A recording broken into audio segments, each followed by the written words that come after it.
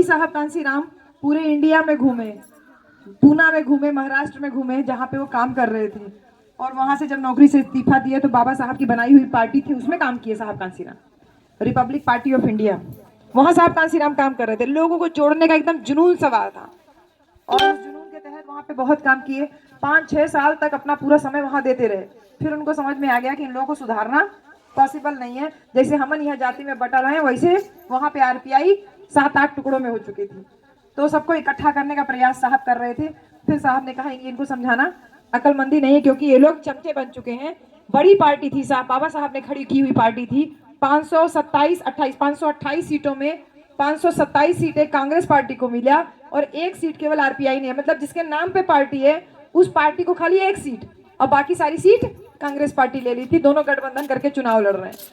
तो गठबंधन का मतलब होता है ना कि भैया आधी तुम लो या थोड़ी तुम लो, थोड़ी हम ले। वहां तो सारी जो है एक पर्टिकुलर पार्टी ले ली थी और एक सीट केवल आरपीआई ली थी। साहब कांसीराम का दिमाग खराब हुआ, वहां से छोड़ करके निकले, आए दिल्ली। तो दिल्ली में जब लोगों को समझाने लगे तो वहां पे एक भाई थे, उन्होंने कहा जो बात आप समझा रहे ना, ये कहीं और लोगों को समझ में नहीं आएगा, आप उत्तर प्रदेश जाइए, उत्तर प्रदेश के लोग बड़े जागरूक हैं, वहां आपकी बात सुनी जाएगी। और जब साहब कांसीराम उत्तर प्रदेश आए, इधर आगरा वगैरह तरफ, तब वहां पे लोगों ने कहा कि आपकी बात इधर पूरब में सुनी जाएगी। और जब साहब कांसीराम यहाँ आजमगढ़ आए तो पहली क्रांति जो निकली साहब कांसीराम के मिशन मूवमेंट की, वो इसी आजमगढ़ की धरती से निकली।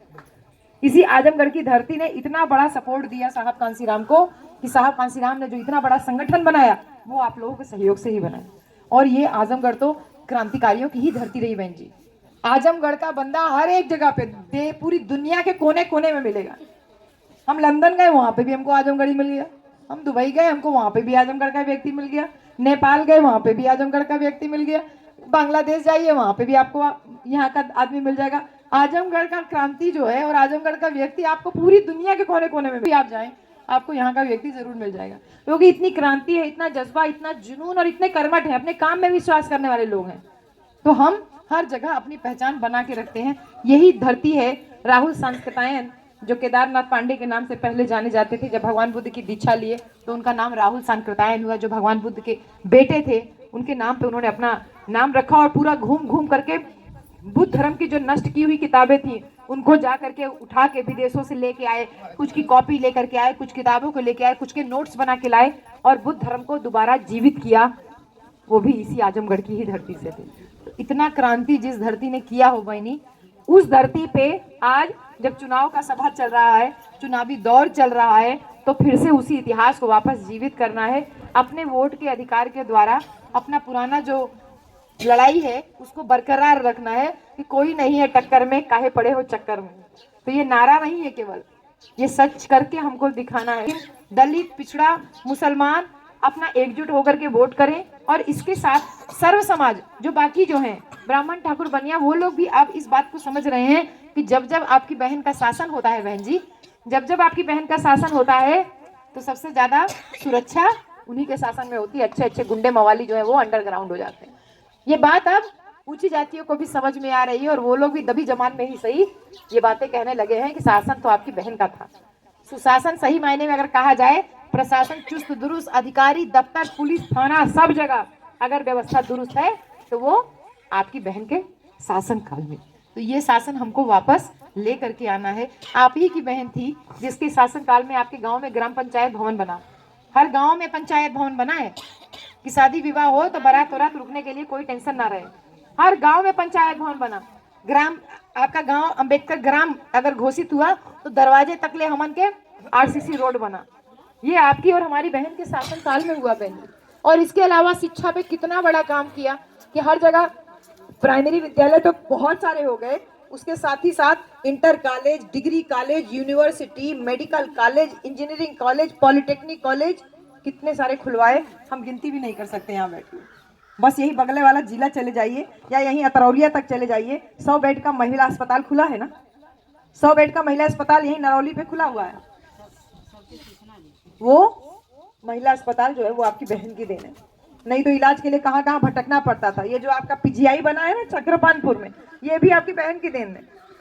भले उसका फीता कोई और काटे, आगे बढ़े किसी और शासन काल में, लेकिन वो काम आपकी बहन ने करवाया आपके आजमगढ़ की धरती पर बहन। और जब यहीं से थोड़ा सा निकाल करके जिला बनाया गया बगल में दूसर का जिला अंबेडकर नगर, तो अंबेडकर नगर जिला तो पूरा आपकी बहन ने ही बनाया, पूरा जिला ही उन्होंने बनाया।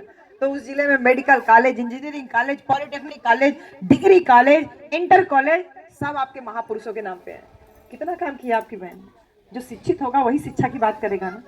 कितना सारा शिक्षा पे काम किया। तो ये सारी बातें अब ऊंची जाति के लोगों को भी समझ में आ रही है कि उन्होंने जो शिक्षा पे काम किया उसमें खाली चमारों और अहीरों के बच्चे नहीं पढ़ रहे हैं, उसमें सभी जातियों के बच्चे पढ़ रहे हैं। जो मेडिकल कॉलेज है उसमें सब जाति के बच्चे पढ़ रहे हैं ना, सर्व समाज के लोग पढ़ रहे हैं। पॉलिटेक्निक कॉलेज, इंजीनियरिंग कॉलेज में सर्व समाज के लोग पढ़ रहे हैं।